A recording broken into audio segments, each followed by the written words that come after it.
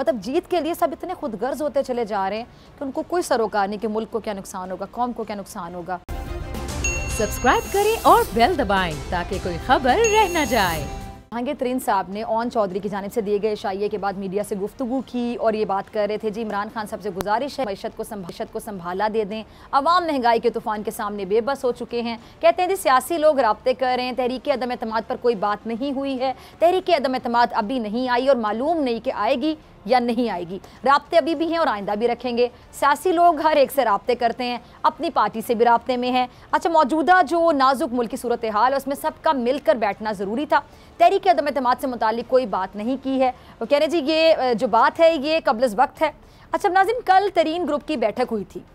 उसमें ख़बरों के मुताबिक जो तरीन ग्रुप के सरबराह हैं यानी जहांगीर तरीन साहब, उन्होंने जो हालिया सियासी सिचुएशन है, सूरत हाल है, उसमें एक मुतहरिक किरदार अदा करने का ऐलान किया है। सियासी हालात और अपोजिशन के अदम एतमाद की तहरीक के ऐलान पर भी भरपूर मुशावरत भी की गई है।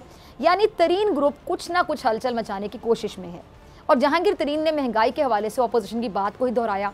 आज काफ लीग का भी एक अहम मुशावरती इजलास हुआ है। हुकूमत के इत्तेहादी अगर सोच रहे हैं तो महंगाई का सोच रहे हैं, क्योंकि महंगाई की वजह से इत्तेहादियों की जो सियासत है वो बाकायदा दाव पे लगी हुई है। और इस एतबार से अगर देखा जाए तो इत्तेहादियों पर हुकूमत के साथ रहने का दबाव भी है। लेकिन हुकूमत के बकौल अपोजिशन महंगाई को बहाना बनाकर अपना रास्ता साफ करना चाहती है। अब जो पेट्रोल की कीमतें बढ़ चुकी हैं और इसका बहुत सारिफीन पर आएगा, ज़ाहिर बात है, लेकिन अपोजिशन वाले हुकूमत पर तनकीद करके अपना एक फ़र्ज़ पूरा करके निकल खड़े होते हैं और ये समझते हैं कि उन्होंने अपना फ़र्ज़ पूरा कर लिया। अच्छा, शहबाज शरीफ साहब ने आज अपने बयान में ये कहा है कि जी मौजूदा हुकूमत इंतहाई बेहिस है, संग दिल है और जालिम का लफ्ज़ भी इस्तेमाल किया। अच्छा, हुक्मरान आवाम पर पेट्रोल बॉम्ब जो है वो गिरा कर उनका जीने का हक छीन रहे हैं। और वो कह रहे हैं मैं आवाम से दरख्वास्त करता हूँ कि वो इलेक्शन के वक्त इमरान खान और कंपनी को सबक सिखाएं। इस हुकूमत की हिमायत करने वालों को भी आवाम के गुस्से का सामना करना पड़ेगा। अच्छा, जमात इस्लामी ने भी पेट्रोल की कीमतों में इजाफे के खिलाफ 2 रोज़ा एहतजाज का ऐलान कर दिया है। और सिराजुल हक साहब क्या फरमाते हैं, कहते हैं कि जी जुमेरात और जुमे को जालिमाना हुकूमती इक़दाम के खिलाफ एहतजाज होगा। अब सवाल ये कि सिराजुल हक साहब एहतजाज तो कर लेंगे, लेकिन क्या इस एहतजाज से आवाम को रिलीफ मिल जाएगा? यानी पेट्रोल की जो कीमतें हैं जो बढ़ी हैं तो वो क्या नीचे आ जाएंगी? ये एक बड़ा सवाल है। अच्छा, शहरी रहमान साहिबा वो तो ये तक दावा कर रही हैं कि जी आलमी सतह पर जो तेल की कीमतें हैं वो कम हुई हैं, लेकिन इसके बावजूद हमारे यहाँ बॉम्ब गिरा दिया गया आवाम के ऊपर। यानी कहने का मकसद सिर्फ इतना है कि तेल की कीमतें बढ़ने के बाद हर कोई अपनी अपनी हैसियत के मुताबिक सियासी पॉइंट स्कोरिंग करता है। जी अपोजिशन वालों को पता है कि जी इत्तेफाक में बरकत है, इसलिए वो इकट्ठे हो गए हैं, क्योंकि उन्हें इस बात का अंदाज़ा है कि जब तक उठे हैं वो कानून और अदालतों से बच सकते हैं। लेकिन अगर ये एक दूसरे से अलग अलग हो जाते हैं तो फिर ऐसी सूरत में इनके माफियाज का सिस्टम कमज़ोर हो जाएगा। अच्छा, एक प्रेडिक्शन भी दे रहे हैं, वो एक पेशगोई कर रहे हैं। वो क्या कि जी आने वाले वक्तों में जब एहतसाब का घेरा इन पर मजीद तंग होने लगेगा, यानी अब से भी ज़्यादा मजीद तंग होगा, तो पीपल्स पार्टी और नून लीग वाले एक दूसरे को ज़बरदस्ती पकड़ कर घसीट कर तीतर बटेर खिलाते हुए नजर आएंगे। अच्छा, हुकूमत ये कहती है कि अपोजिशन ने चाय की प्याली में ना तूफान पैदा करने की कोशिश की है और साथ वो कहते हैं इसमें वो नाकाम भी रहे हैं। लेकिन अपोजिशन अब भी हुकूमत के लिए मुश्किलें पैदा करने से पीछे नहीं हट रही। वो अपनी जगह कॉन्फिडेंट है। अच्छा, पीपल्स पार्टी हुकूमत को सख्त वक्त देने की तैयारी मुकम्मल कर चुकी। किस तरह? बिलावल ने अब 27 फरवरी से कराची से शुरू होने वाले अवामी मार्च के जो रूट प्लान है उसकी मंजूरी दे दी है। और पीपल्स पार्टी का जो अवामी मार्च है वो कराची से 10 दिन में 34 मुख्तलिफ शहरों से होता हुआ इस्लामाबाद पहुंचेगा। 10 दिन में 34 मुख्तलिफ शहरों से होता हुआ इस्लामाबाद पहुंचेगा।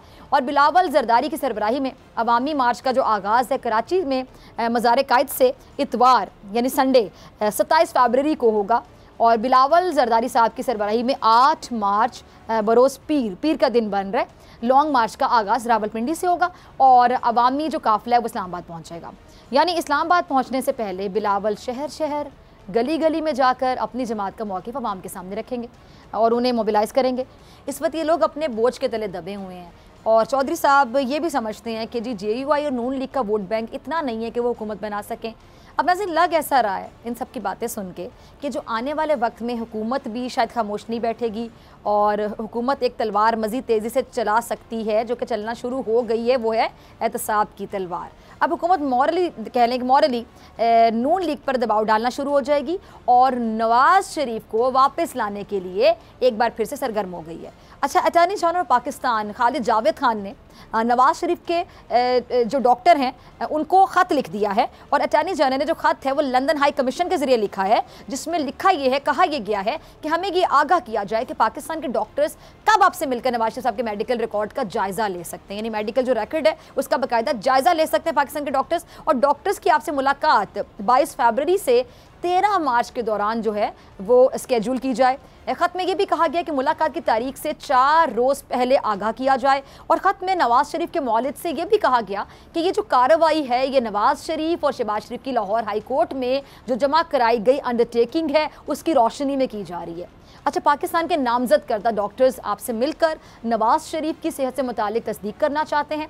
ख़त में ये भी कहा गया है कि जी नामजद करदा जो डॉक्टर हैं वो नवाज शरीफ की रिपोर्ट का जायज़ा लेंगे, क्योंकि नवाज शरीफ की मेडिकल रिपोर्ट का जायज़ा लिए बगैर डॉक्टर कोई भी राय देने से कासिर हैं। सदारती निज़ाम ज़ालिमाना निज़ाम है और अगर इसे मुतारिफ कराया गया तो फिर नया आइन बनाना पड़ेगा। कोई आमिर ताकत के ज़ोर पर इक़्तिदार पर काबिज़ नहीं रह सकता। अब नाज़रीन, हर कोई एक दूसरे को शिकस्त देकर जीत के हुसूल में लगा हुआ है, अपनी सियासत का सोच रहा है, मुल्क का नहीं सोचा जा रहा, अवाम के मुफादात का नहीं सोचा जा रहा। ऑपोजिशन अवाम को हुकूमत के खिलाफ बाहर निकलने की दावत दे रही है, लेकिन अवाम ये भी जानना चाहती है कि बाहर निकल कर उनके मसाइल कैसे हल होंगे। चलो निकल आए अवाम, चलें 5 सेकंड के लिए सोच रहे, निकल आए बाहर। अब अवाम के मसाइल गारंटी देती है ऑपोजिशन, और हुकूमत जाने के बाद अगर हुकूमत चली जाती है बकौल अपोजिशन के, तो अपोजिशन के पास इन मसाइल को हल करने का प्लान क्या है, वो प्लान तो अवाम के साथ शेयर करें। एक आम पाकिस्तानी ये जानना चाहता है, बल्कि हर पाकिस्तानी ये जानना चाहता है जिसकी आप रिक्वेस्ट करते हैं कि हमारे साथ निकले बाहर। अगर अपोजिशन ने प्लान नहीं दे सकी तो फिर मुश्किल लगता है ना कि हुकूमत के खिलाफ इसका ये वार चलेगा, या जितनी भी बैठकें हो रही हैं उसमें जो जो कुछ डिसाइड किया जाता है, तय किया जाता है, वो कामयाब होगा। क्योंकि सियासी रहनुमाओं के जो ज़ाती मुफादात हैं ना, उसके लिए लोग बाहर नहीं निकलने वाले, याद रखिएगा। और अगर लोग नहीं निकले तो फिर अपोजिशन का खेल कैसे चलेगा? ऐसे नहीं चलेगा। सब्सक्राइब करें और बेल दबाएं ताकि कोई खबर रह न जाए।